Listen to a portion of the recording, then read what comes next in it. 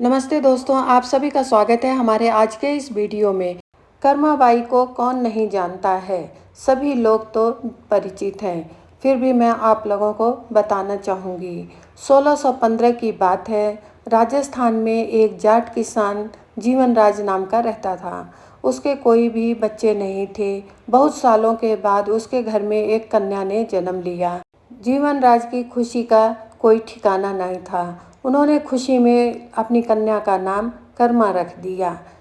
जीवनराज कृष्ण जी के बहुत बड़े भक्त थे। बिना भोग लगाए वह कभी भी भोजन ग्रहण नहीं करते थे। रोज सुबह नहा धोकर वो कृष्ण जी को भोग लगाकर ही भोजन करते थे। बचपन से यह सब लड़की देखती रहती थी।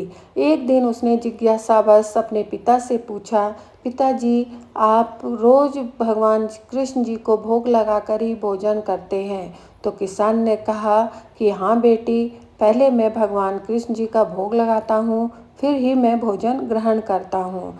यह सब देखते देखते बेटी बड़ी हो गई।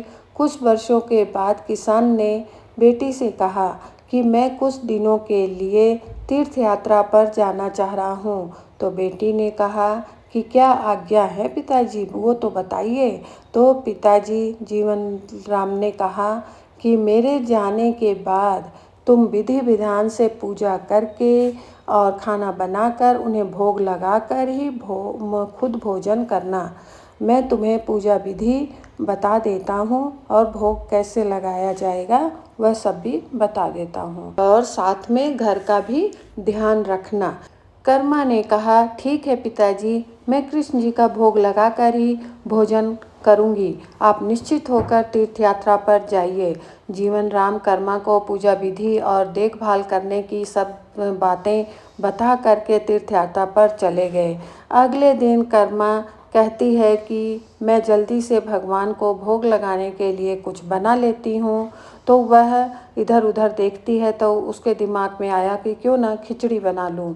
तो वह खिचड़ी बनाती है और उसमें शुद्ध देसी घी डाल देती है और खिचड़ी बनाकर वह भगवान के सामने रख कर काम करने लगती है। पर जाते जाते भगवान से कहती है कि हे भगवान, आप जल्दी से भोग लगा लो, मैं तब तक काम करके आती हूँ क्योंकि मुझे भी बहुत तेज़ भूख लगी है। तो यह कहकर वह काम करने लगती है। फिर वापस आती है काम करने के बाद तो देखती है कि भगवान की खिचड़ी वैसे की वैसे ही रखी है। तो वह भगवान से कहती है कि हे प्रभु, आपने अभी तक भोग नहीं लगाया तो क्यों नहीं खाया? मुझे भी तो भूख लगी है ना, पहले आप खा लीजिए फिर मैं खाऊंगी। तो देखा तो खाना फिर भी वैसे ही रखा था। तो कर्मा ने उसमें और घी डालते हुए कहा, लीजिए मैंने और घी डाल दिया है और अच्छी खुशबू आ गई है, अब खा लो। फिर भी भगवान नहीं खाते हैं तो वह कहती है कि जब तक आप नहीं खाएंगे मैं भी नहीं खाऊंगी। सुबह से शाम हो गई, शाम से रात हो गई, भगवान ने भोजन नहीं किया तो कर्मा भी भूखी रही। तब रात में वह लेटी हुई थी, तभी उसको आवाज़ आई, कर्मा बेटा। तो उसने इधर उधर देखा, पिताजी तो घर में है नहीं तो किसने आवाज़ लगाई। उसने देखा कि मूर्ति से आवाज़ आई तो वह दौड़कर भगवान जी के पास जाती है और कहती है, बोलिए क्या खाना है तो खा लीजिए। भगवान कहते हैं, पहले पर्दा तो करो तभी। तो कर्मा जल्दी से अपने दुपट्टे का उनको पर्दा कर देती है और साथ में कहती है, यही बात आप पहले बता दिए होते, नहीं तो सुबह से शाम तक आप भूखे रहे और मुझे भी भूखा रखा। कर्मा ने अपने दुपट्टे से पर्दा किया, तब भगवान ने भोजन किया। कर्मा ने देखा कि खिचड़ी थाली से गायब हो गई है। कर्मा सोचने लगी, प्रभु को इतनी ज़्यादा भूख लगी थी कि उन्होंने जरा सी देर में सारी खिचड़ी खा ली। तो मैं कल से जल्दी खाना बना लूँगी, बाद में घर के काम करूँगी। अब वो रोज़ सुबह उठकर जल्दी से पहले खिचड़ी बना लेती थी और भगवान जी के सामने रख देती थी और कहती थी, आप खा लीजिए, फिर मैं सारे काम जल्दी जल्दी निपटा के मैं भी खा लेती हूँ।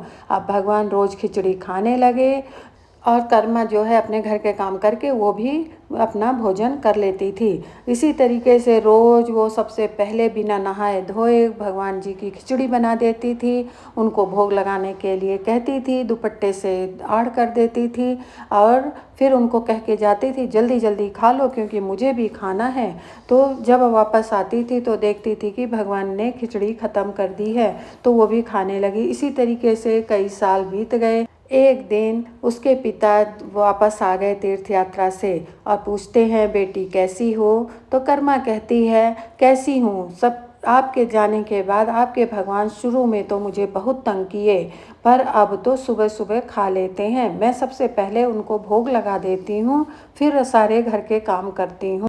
एक दिन तो मैंने खिचड़ी रखा हुआ था, सुबह से शाम तक रखा रहा, नहीं खाया। फिर उन्होंने खुद मुझे बताया पर्दा कर दो तब मैं खा लूँगा। तब मैंने पर्दा कर दिया और वो आराम से रोज़ खिचड़ी अब खाने लगे हैं। तब जीवन लाल हाथ जोड़कर भगवान जी से कहते हैं कि प्रभु आपकी लीला बहुत न्यारी है, मैं तीर्थ में जाकर ढूंढ रहा था, आप तो मेरे घर में विराजमान हैं। तब कर्मा से उन जीवन राज ने कहा कि बेटा अब तुम ही रोज भोग लगाओगी और अपने हाथों से सेवा करोगी। यह सुनकर कर्मा बहुत खुश हो गई। कुछ सालों के बाद कर्मा के पिता स्वर्गवासी हो गए तो कर्मा अकेली हो गई। तब कर्मा ने कृष्ण जी की मूर्ति लेकर तीर्थ यात्रा पर निकल गई। बहुत जगह तीर्थ यात्रा करते करते एक दिन जगन्नाथ पहुंच गई।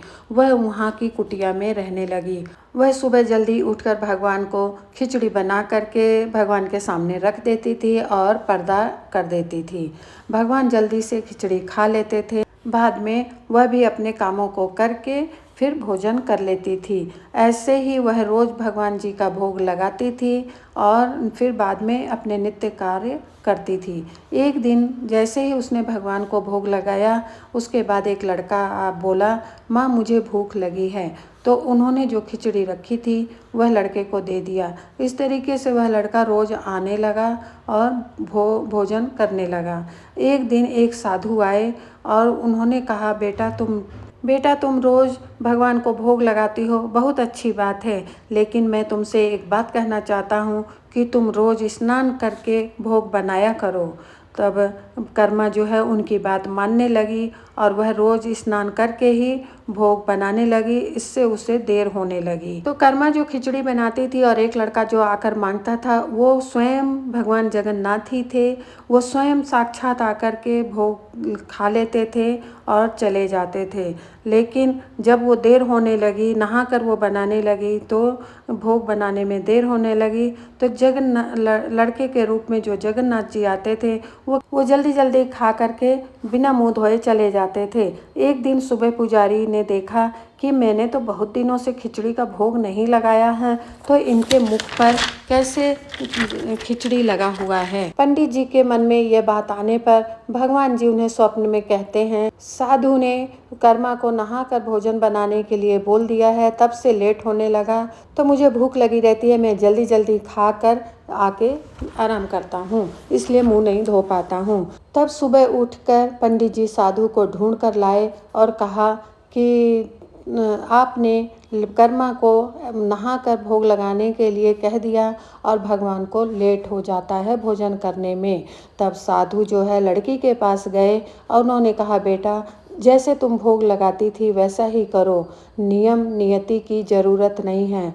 कर्मा पहले जैसे ही करने लगी। वह अब पहले भोजन बना करके फिर अपने नित्य कार्य करती थी। इस तरीके से भोग लगाना नित्य कार्य करते करते काफ़ी साल बीत गए। एक दिन कर्मा परलोक को सिधार गई।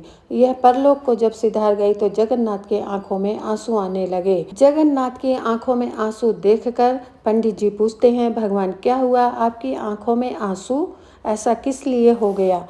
तब उसी रात जगन्नाथ पंडित जी के स्वप्न में आकर पंडित जी से कहते हैं कि कर्मा नहीं है तो मुझे कौन खिचड़ी खिलाएगा। यह बात पंडित जी वहाँ के राजा से कहते हैं। तो राजा ने कहा पंडित जी जो स्वप्न आपने देखा है वही मैंने भी देखा है। तब राजा ने प्रतिज्ञा ली और वहाँ पे घोषणा कर दी कि अब से कर्मा के नाम से बाजरे की खिचड़ी बनाकर जगन्नाथ जी को भोग लगाया जाएगा, जिससे भगवान को कर्मा की कमी महसूस न हो। तब से हर रोज खिचड़ी का भोग जगन्नाथ जी को लगाया जाता है। जोर से बोलिए जय श्री जगन्नाथ जी की जय हो। तो आप लोगों को मेरी ये छोटी सी कहानी कैसी लगी कमेंट बॉक्स में लिख करके ज़रूर बताइएगा। लाइक करिएगा, जो मेरे वीडियो पर पहली बार आए हैं चैनल को सब्सक्राइब करिएगा। आप सभी इतनी देर मेरे वीडियो पे मेरे साथ बने रहे उसके लिए बहुत बहुत धन्यवाद। मिलती हूँ नेक्स्ट वीडियो में। Bye bye.